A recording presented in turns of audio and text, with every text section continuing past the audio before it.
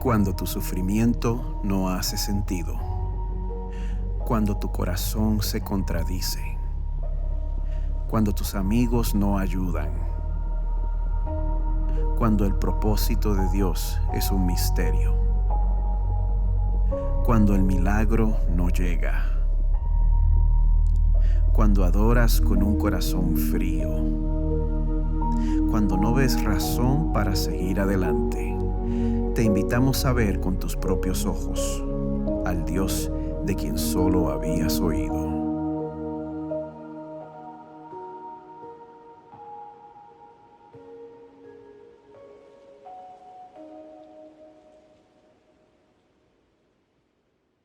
Buenos días, mi nombre es Pedro Pérez y antes de comenzar pues quiero darle las gracias al Pastor Miguel por darme la oportunidad de estar aquí pues ante ustedes predicando en esta mañana. Continuando con la serie Job, el enigma del sufrimiento, hoy me toca predicar sobre el capítulo 28, que curiosamente también tiene 28 versículos. Y contrario a Diego y a Daniel, que ellos tuvieron la valentía de seleccionar capítulos que tenían, de hacer prédicas que tenían más de 5 capítulos.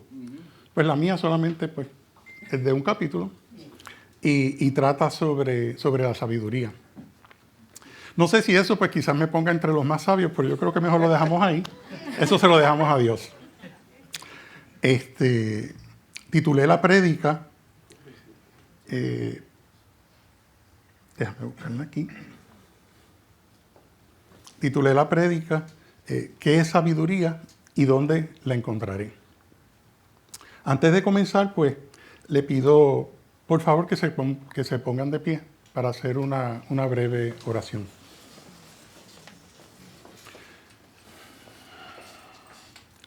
Padre amado, te damos gracias por permitir que estemos aquí reunidos en esta mañana como parte del cuerpo de Cristo. No hay cosa más grande. No hay cosa más grande en el mundo que ser salvo por tu gracia y por tu misericordia. Amén. Eso nada más es una cosa maravillosa y es hermosa. Amén. Ayúdame en esta mañana, Padre, a hablar de tu palabra en una forma que sea fiel a las Escrituras.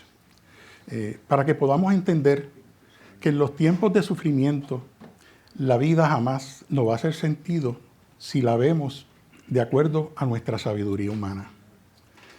Y pido que el Espíritu Santo ayude a mi mente y a mi corazón a estar sincronizado con la verdad del Evangelio.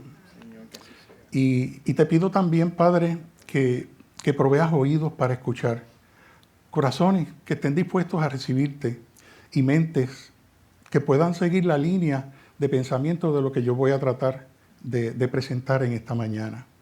Y todo esto, Padre, te lo pedimos, como siempre, en el nombre de tu Santo Hijo Jesús de Nazaret. Amén. Amén. Bueno.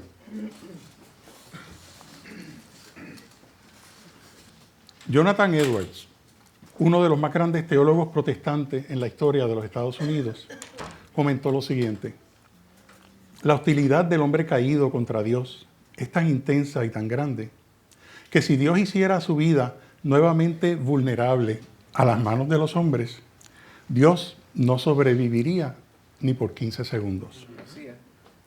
Esto fue evidenciado cuando Jesús encarnó y vino a este mundo y fue menospreciado y rechazado por los hombres.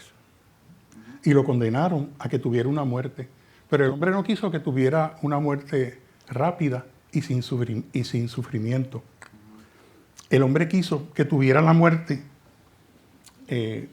más dolorosa que en ese tiempo le podía ofrecer a un hombre.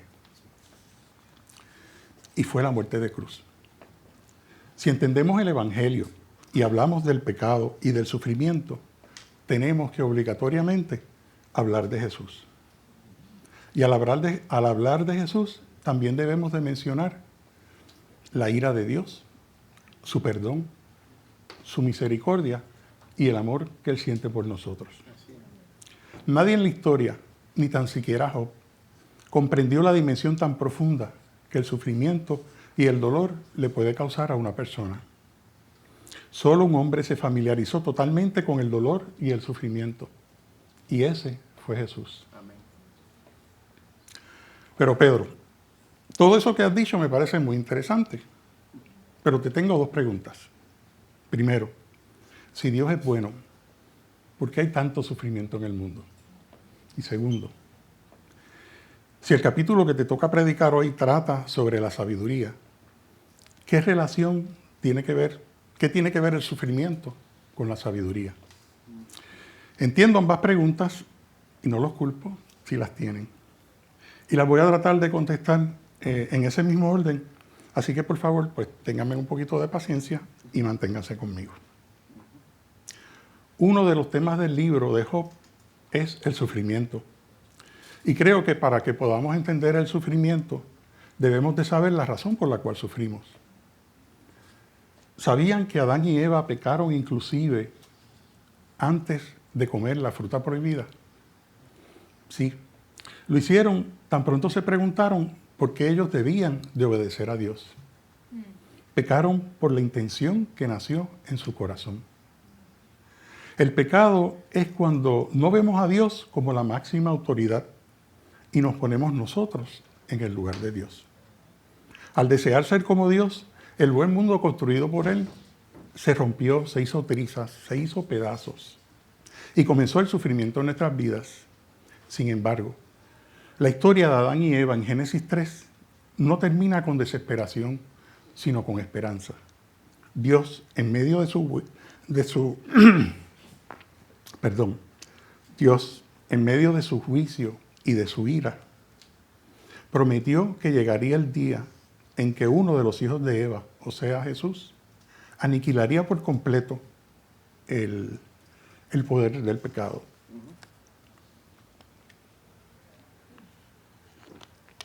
Génesis 3:15 claramente nos muestra que debido al anuncio de la derrota de la serpiente por la simiente de la mujer, Dios por primera vez promete redimirnos a través de su Hijo Jesús, pagando por nosotros el castigo de nuestros pecados para hacernos dignos delante de Él. Como vimos, el pecado nos destituyó totalmente de todo lo bueno que Dios había construido para nosotros. Y como todas las acciones traen consecuencias, una de las consecuencias por haber desobedecido a Dios fue traernos dolor y sufrimiento a nuestras vidas. Así es. Por lo tanto, el sufrimiento no lo creó Dios. Lo creó el hombre al desobedecer a Dios. Y Dios, por ser meramente Dios, lo permite y lo utiliza para que se cumpla el propósito que Él tiene en nuestras vidas. Y lo más importante, para que lo glorifiquemos a Él durante el proceso de nuestro sufrimiento. El libro de Job no solamente trata sobre el sufrimiento, sino que también trata sobre la soberanía de Dios. Por eso es que en la historia de Job, Dios utilizó a Satanás y permitió que probara la fidelidad de Job hacia él. Hermanos, tenemos que dejar a Dios ser Dios y adorarlo por lo soberano que Él es, aún en medio de nuestro sufrimiento. El sufrimiento que Él permite en nuestras vidas. Ese es nuestro Dios. Yo no quiero vivir en un mundo donde el mal sea el que controle a Dios. Pero ¿sabes qué? Si no eres creyente, tienes estas dos opciones. Primero, puedes creer que Dios está en control del mal, en completo control del mal. O segundo, puedes creer que el mal es quien controla a Dios y que Dios simplemente lo que hace es estar reaccionando ante las ocurrencias del mal. Ahora te advierto, ese no es el Dios del cual habla el Evangelio. Bueno, ya que dejamos claro cuál es la causa del sufrimiento, ahora les voy a explicar cómo es que se relaciona el sufrimiento con la sabiduría y por ende el capítulo que me toca predicar hoy. Antes de explicarlo, voy a hacer un breve recuento de lo que aconteció hasta el capítulo 27, que lo terminó Daniel el domingo pasado. Job, y lo voy a hacer bien breve, Job era un hombre intachable, que temía a Dios y vivía apartado del mal. Les pido que se recuerden de esa partecita, que es bien importante para lo que vamos a estar predicando hoy. que temía a Dios y vivía apartado del mal. Satanás le dice a Dios que Job le era fiel por las cosas que él le daba. Y para ponerlo a prueba, Dios permitió que Satanás matara a sus hijos, le quitara todas sus posesiones y enfermara gravemente su cuerpo, llenándolo de dolorosas llagas. Aunque Dios permitió que Satanás le causara todo este mal, le hizo una advertencia y fue que no lo matara. Aquí vemos claramente la soberanía de Dios y quién es el que manda.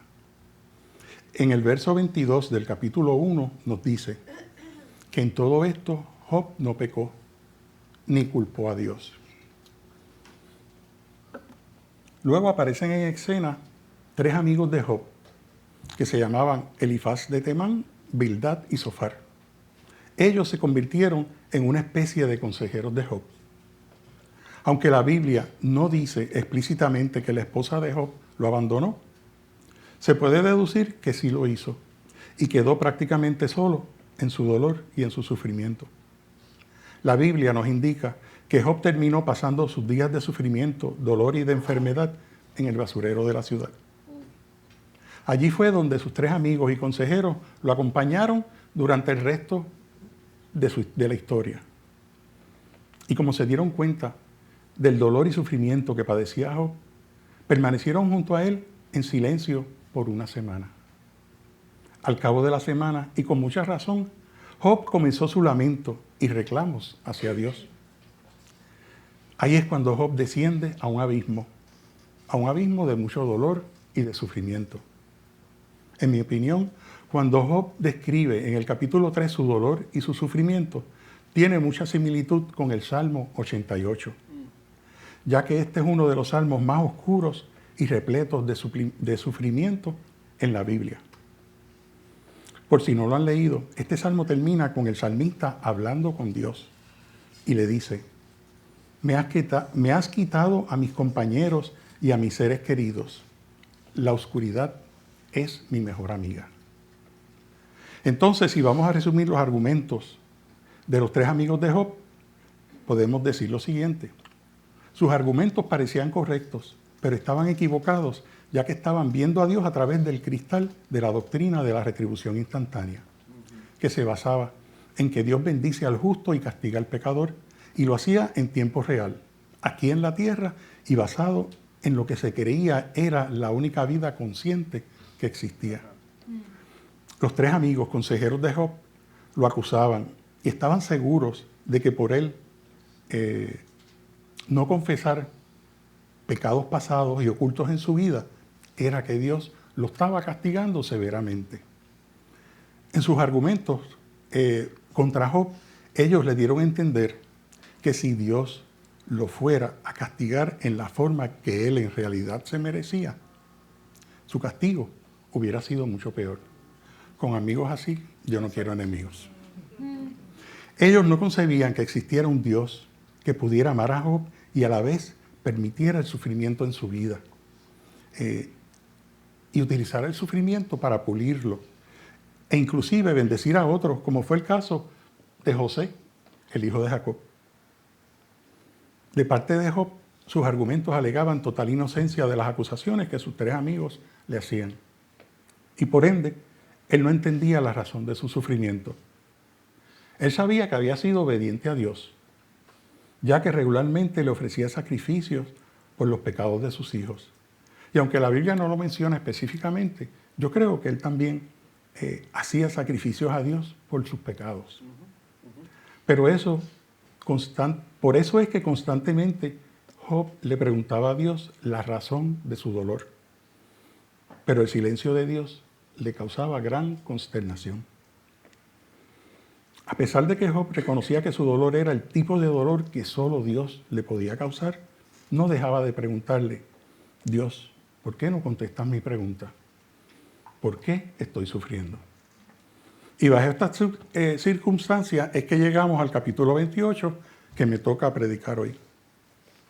Y por fin también llegó el momento de explicar la relación que tiene el sufrimiento con el tema del capítulo 28, que es la sabiduría. Pues en este capítulo, el autor del libro parece indicarnos que al Job no encontrar contestación de Dios a sus preguntas, él pensaba que si obtenía sabiduría, de esa forma podría empezar a comprender la razón de su sufrimiento.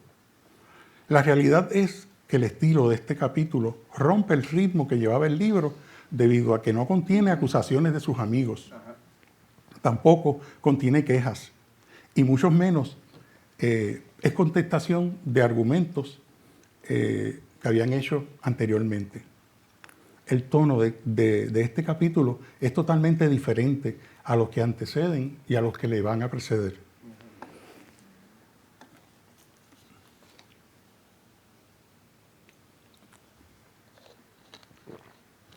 Este capítulo tiene un tono de reflexión y, como verán, claramente es un discurso sobre la sabiduría. Y parece ser como un interludio o una pausa, como sucedía en el cine con las películas que duraban 3 horas o más. Yo no sé si algunos de ustedes aquí, los más jóvenes, pues, yo creo que ya eso no lo hacen en el cine. No. Pero pues, los que sean quizás más maduritos, pues, se pueden acordar de eso. Yo me lo recuerdo claramente. Ben-Hur, Los 10 Mandamientos, todas esas películas épicas hacían ese intermedio. Pues este capítulo básicamente pues, es como si fuera un intermedio en lo que va a acontecer después. Quiero hacer un paréntesis para preguntarles algo. ¿Algunos de ustedes en algún momento se han preguntado por qué cambiaron las cosas o los planes en mi vida? ¿O cambiaron los planes de nuestra vida si están casados?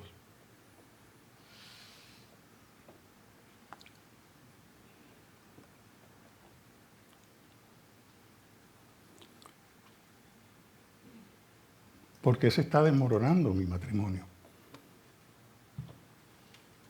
¿Por qué es que mi hijo me hiere tanto con su comportamiento o se aleja de mí? ¿Por qué mi hijo no se convierte a los caminos del Señor? ¿Por qué no consigo el trabajo que en verdad yo necesito? ¿Por qué he recibido ese diagnóstico médico tan desesperanzador? ¿Por qué? ¿Por qué? Hermanos, todos nos hacemos la pregunta del por qué. Escuchen esto. Por favor, Dios, este sufrimiento y dolor es suficiente. Ya no lo puedo soportar más. Antes de continuar, este sufrimiento prefiero morir. ¿Por qué? ¿Por qué? Estas palabras les pueden ser familiares con el libro de Job, básicamente en el capítulo 3.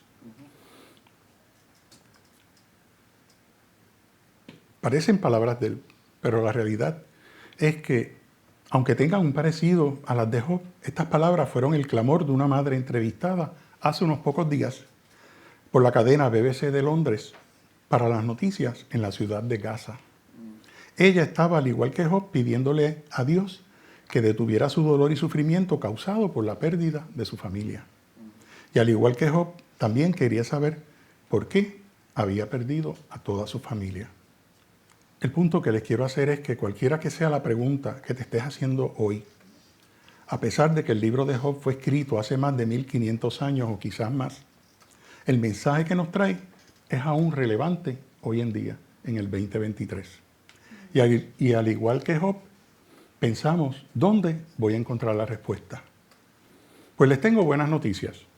La contestación la vamos a encontrar justo aquí, en el capítulo 28 del libro de Job. Pero les tengo que hacer una salvedad. Lo que vamos a encontrar en este capítulo no es la contestación que inicialmente esperaríamos para nuestra pregunta del por qué. Pero les garantizo una cosa, que para la persona que esté en medio de algún sufrimiento y que se esté preguntando, ¿por qué me está sucediendo eso a mí? La contestación que aquí conseguirás es la que necesitas saber. Es la que nos consolará y la que nos satisfará. La contestación que este capítulo nos da está arraigada a la pregunta que hace una persona que está en realidad en sufrimiento. Y es como si se encontrara en una silla de ruedas inmovilizada, pasando por un momento de mucho dolor y sufrimiento en su vida. Leamos pues el capítulo 28 del libro de Job. Lo estaré leyendo de la versión Nueva Biblia de las Américas. Y esta versión titula el capítulo Los tesoros de la tierra y la sabiduría. Les voy a pedir que al leerlo, por favor le presten mucha atención a los versículos, ya que nos van a estar haciendo una descripción en una forma poética de los lugares que el hombre está dispuesto a ir en busca de la sabiduría y para finalmente mostrarnos dónde encontrarla. Job 28, Biblia de las Américas. Los tesoros de la tierra y la sabiduría. Ciertamente hay una mina para la plata y un lugar donde se refina el oro. El hierro se saca de la tierra y de la piedra se funde el cobre. El hombre pone fin a las tinieblas y hasta los límites más remotos escudriña la roca que está en densa oscuridad. Abren minas lejos de lo habitado, olvidado por el pie. Suspendidos se balancean lejos de los hombres. Esto es como si estuvieran haciendo rappelling. De la tierra viene el alimento y abajo está revuelta como por fuego. Sus piedras son yacimientos de zafiros y su polvo contiene oro. Senda que ave de rapiña no conoce, ni que ojo de halcón ha alcanzado a ver. Las orgullosas bestias no la han pisado, ni el fiero león ha pasado por ella. Pone el hombre su mano en el pedernal, vuelca de raíz los montes, abre canales en las rocas, y su ojo ve todo lo preciado. Detiene los arroyos para que no corran, y saca a la luz lo oculto. Pero la sabiduría, ¿dónde se hallará? ¿Y dónde está el lugar de la inteligencia? Algunas versiones mencionan discernimiento en lugar de inteligencia. No conoce el hombre su valor, ni se encuentra en la tierra de los vivientes. El abismo dice, no está en mí. El mar dice, no está conmigo. No se puede dar oro puro por ella, ni peso de plata por su precio. No puede evaluarse con oro de Ofir, ni con ónice precioso, ni con zafiro. No la pueden igualar ni el oro ni el vidrio, ni se puede cambiar por artículos de oro puro. Coral y cristal ni se mencionen. La adquisición de la sabiduría es mejor que las perlas. El topacio de Etiopía no puede igualarla, ni con oro puro se puede evaluar. ¿De dónde pues viene la sabiduría? ¿Y dónde está el lugar de la inteligencia? Está escondida de los ojos de todos los vivientes y oculta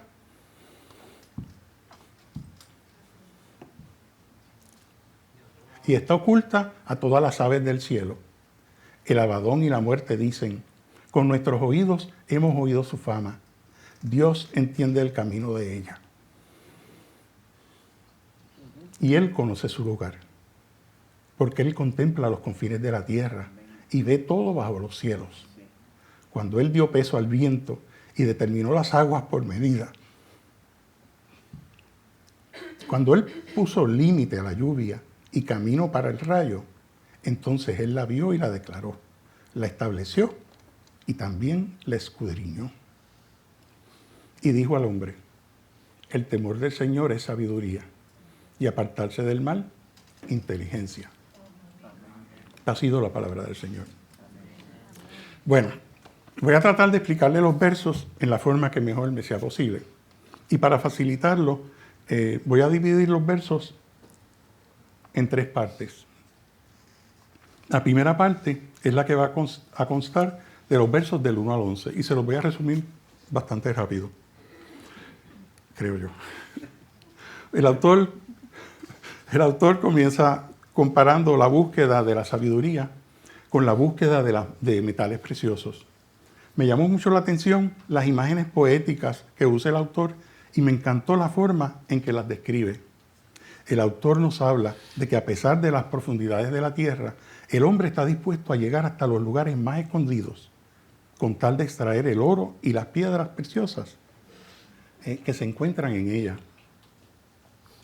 Cuando compara al hombre con el águila y el león, nos está diciendo que ni a pesar de la altura que el halcón pueda elevarse en los cielos para buscar su presa, y ni la valentía que demuestran las bestias y los leones cuando buscan su alimento, se pueden comparar con los esfuerzos y la valentía del hombre para adentrarse en la tierra y las minas para buscar minerales preciosos. En cierto sentido, el autor, he estado mencionando el autor, pero la realidad es que el capítulo 27 lo terminó Job. Era él el que estaba hablando. Y aquí, pues, como no se indica lo contrario, pues muchas personas asumen, ¿verdad?, que se cree que es Job el que está hablando aquí. A mí me da la impresión de que es como un paréntesis, pero la mayoría de la gente concluye que es Job y yo no me voy a ir en contra de la corriente. Bueno, en cierto sentido, el autor aquí está celebrando la increíble capacidad del hombre de ir en busca de tesoros y piedras preciosas, haciendo excavaciones profundas para encontrarlas. Y el autor gráficamente lo está describiendo con los esfuerzos de un minero y de la metalurgia. Hermanos, el hombre podrá hacer todo lo que esté a su alcance para obtener las riquezas de la tierra, pero el hombre, guiado por sí mismo, nunca descubrirá la forma de lidiar con las preguntas de su porqué. El hombre podrá excavar todos los confines de la tierra, pero jamás podrá desenterrar la sabiduría que necesita para entender la razón de su sufrimiento. Sus mayores búsquedas y sus mayores esfuerzos jamás le darán lo que realmente él necesita. En otras palabras, lo que nos está diciendo es que la solución a nuestro sufrimiento no la conseguiremos en un pasillo del supermercado Publix, Sedano o Fancy Fruit, que es el más que me gusta a mí.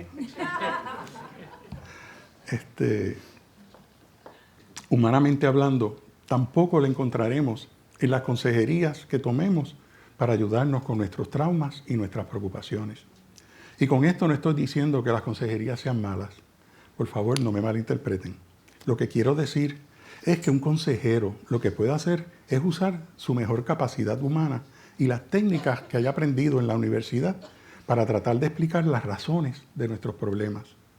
Pero por más inteligentes que sean los hombres y por más habilidades que tengan para extraer metales y piedras preciosas de los suelos, ninguna de esas cosas serán suficientes a la hora de responder nuestras preguntas del por qué. La segunda parte es la que cubre los versos del 12 al 19.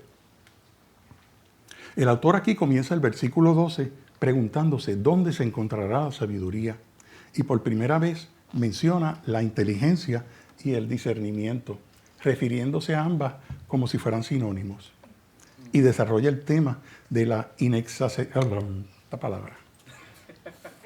Llévenme con calma. Voy a repetirlo. Y desarrolla el tema de la inaccesibilidad de la sabiduría, con la del incomparable valor que tiene, como si fuera en una forma paralela. Menciona el ónice y el zafiro para enfatizar que si pudiéramos reunir todas las riquezas que encontráramos, nunca seríamos capaces de comprar la sabiduría que necesitamos. En los versos 15 y 16 claramente dice que ni con todo el oro del mundo la vamos a poder comprar. La tercera parte y última es la parte que cubre los versos finales del 20 al 28. Ya en estos versos finales, el autor nos está demostrando que ni por medio de nuestros propios esfuerzos, ni por nuestras habilidades, jamás vamos a poder encontrar la sabiduría. El hombre la ha estado buscando todo el tiempo en el lugar equivocado. Leamos nuevamente los versículos del 20 al 22. Verso 20. ¿De dónde pues viene la sabiduría? ¿Y dónde está el lugar de la inteligencia? Está escondida de los ojos de todos los vivientes y oculta a todas las aves del cielo. El Abadón y la muerte dicen, con nuestros oídos hemos oído su fama. Y los versículos que siguen son como un recordatorio de Dios para decirnos que la sabiduría existe y está escondida en algún lugar allá afuera. Verso 23. Dios entiende el camino de ella y conoce su lugar. El hombre, con todas sus habilidades y destrezas, jamás la encontrará. Pero solo Dios sabe dónde se encuentra la sabiduría. Los versículos del 24 al 27 que ya leímos continúan diciendo, porque Él contempla los confines de la tierra y ve todo bajo los cielos. Cuando Él dio peso al viento y determinó las aguas por medida, cuando puso límite a la lluvia y camino para el rayo, entonces Él la vio y la declaró. La estableció y también la escudriñó. Wow. Aquí el autor está estableciendo unas imágenes poéticas sobre la forma en que Dios estableció la creación del mundo. De hecho, esto es confirmado en Proverbios 3:19, cuando dice, Jehová con sabiduría fundó la tierra, afirmó los cielos con inteligencia. Fíjense que en esos versos menciona la sabiduría y la inteligencia. Aquí el autor nos está llamando la atención hacia este maravilloso Dios que puso toda la creación junta.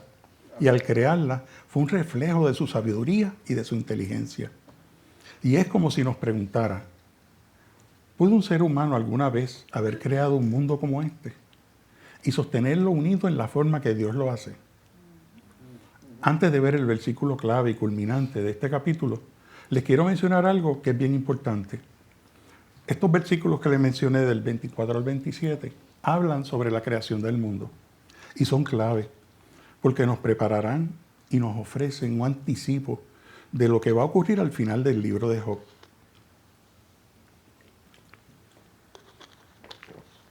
De lo que va a ocurrir al final cuando finalmente Dios habla en el capítulo 38 y va a hacerle a Job muchas preguntas como esta. Job, ¿has colgado alguna vez estrellas en el cielo? Job, ¿quién encerró el mar tras las compuertas?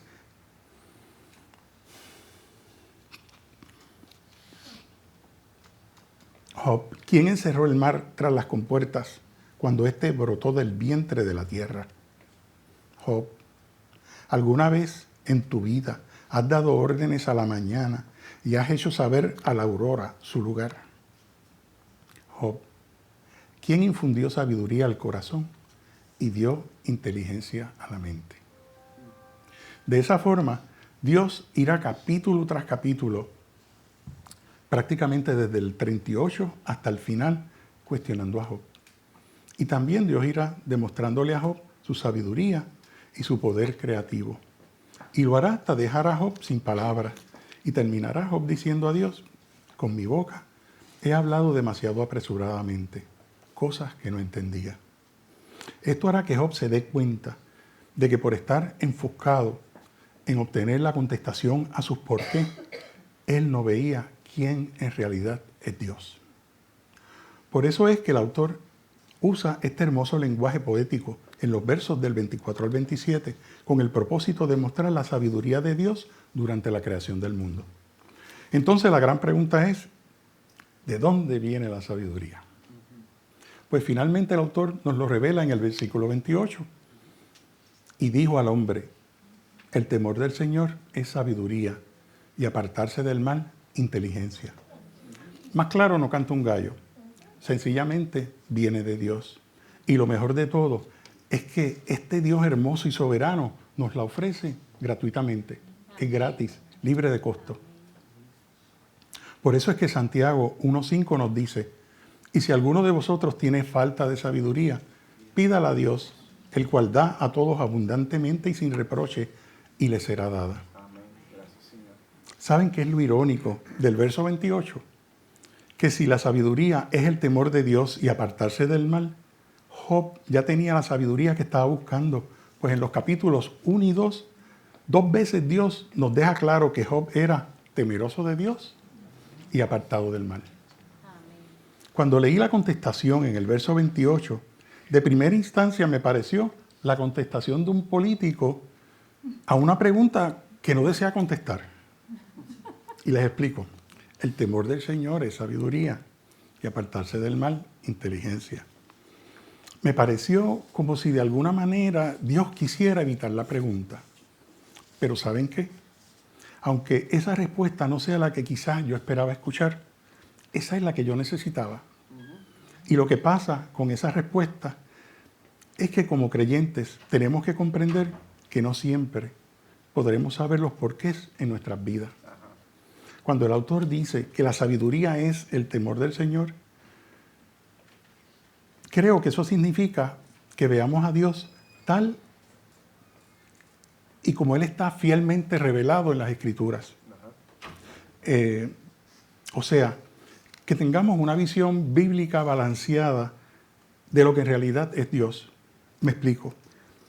Cuando le damos a Dios más valor, cuando le damos más valor a un atributo de Dios que a los demás, como por ejemplo que Dios es amor, eso nos hará tener una visión desbalanceada de lo que en realidad es Dios. No me hará verlo con honor ni respeto, y me expongo a verlo solamente como si fuera este amable, gentil y manso Dios. Mientras que si por el otro lado, si enfatizo solamente en su justicia, entonces no querré estar nunca cerca de Él porque le tendré temor y será un temor morboso. Por eso es que digo que el temor del Señor es tener una visión bíblica balanceada de lo que en realidad es Dios. Pero tengo que decirles algo y voy a ser sincero. Dentro de mí hay una parte que le teme. Pero no es un temor morboso ni de susto. Lo que sucede es que yo sé que si lo desobedezco y lo ofendo, no quisiera sentir su enojo ni su disgusto. El temor del Señor es caminar por la vida con esa sombrilla de respeto hacia Dios. Lo importante es que debamos de obedecerlo y confiar en Él, aunque estemos pasando por momentos de sufrimientos inexplicables en nuestra vida. El autor lo que está tratando de hacer es alejarnos de las preguntas de los por qué, para dirigirnos y acercarnos al Dios que tiene y sabe todas las contestaciones a nuestras preguntas. Aunque nunca o pocas veces nos las dé. La pregunta que les tengo en esta mañana es la siguiente. ¿Es esa contestación suficiente para ti? ¿Es Dios suficiente para ti? No. Aquí. En nuestra lucha por encontrar la contestación a nuestros por qué, ¿estamos dispuestos a renunciar a obedecer la contestación, a obtener la contestación y realmente voltearnos hacia lo que en verdad desesperadamente necesitamos, que es a Dios? Amén. Os repito, en nuestra lucha por encontrar la contestación a nuestros por qué, ¿estamos dispuestos a renunciar a obtener la contestación y realmente voltearnos hacia lo que en verdad desesperadamente necesitamos, que es a Dios? Buscar a Dios y temerle es lo que realmente, últimamente, debemos de querer. Lo que el Evangelio hace es guiarnos al que desesperadamente todos necesitamos, que es a Dios. En nuestros sufrimientos y dolores, aunque nuestra vida esté hecha un desastre y las cosas ya no nos hagan sentido, para nosotros debe ser suficiente saber que lo tenemos a Él. El capítulo 28 solo es un punto de partida, donde nos demuestra qué es lo que debe de llenar nuestros corazones acerca de la grandeza de Dios. El grupo de adoración puede subir. Como pudimos ver, la sabiduría que este versículo se refiere, al cual este versículo se refiere, no es a la sabiduría humana. Yo no voy a obtener la sabiduría correcta mientras yo descanse en la sabiduría del hombre. Solamente obtendré la sabiduría correcta cuando yo descanse en el poder de Dios. ¿Y dónde se despliega el poder de Dios? Se despliega en la debilidad. ¿Y en quién está resumida la debilidad? Está en la muerte de un carpintero galileo que se llama Jesús de Nazaret. Hermanos, ya hablamos de que el temor del Señor es sabiduría. Y para obtener el temor del Señor que la Biblia habla, es necesario que el Espíritu Santo ponga en nosotros convicción del pecado. Y al tener la convicción del pecado, sentimos la necesidad de Dios y entendemos lo que Jesús hizo por nosotros. Efesios 2:13 nos dice: pero ahora en Cristo Jesús, ustedes que en otro tiempo estaban lejos, han sido acercados por la sangre de Cristo. Lo repito, pero ahora en Cristo Jesús. A mí me encanta cada vez que la Biblia viene Dios, barre el piso con nosotros, pero después nos pasa la mano. Pero Dios. Aquí dice, pero ahora en Cristo Jesús, ustedes que en otro tiempo estaban lejos, han sido acercados por la sangre de Cristo. ¿A qué estos versos nos hacen referencia? Se refieren al templo de Jerusalén. Sabemos que dentro del templo estaba el lugar altísimo, donde la presencia de Dios moraba. Nadie podía entrar, excepto el sumo sacerdote, y lo hacía una vez al año. Y atrás del lugar altísimo era donde los sacerdotes ministraban. Y más atrás estaba el área donde los levitas podían estar. Más atrás todavía estaba el área donde los varones judíos se reunían para adorar. Y detrás de ese lugar estaba el área donde las mujeres judías podían estar. Y bien lejos y bien apartado del lugar altísimo, bien al final, estaba la corte de los gentiles. Ellos habían venido al templo para conocer a Jehová y adorarlo.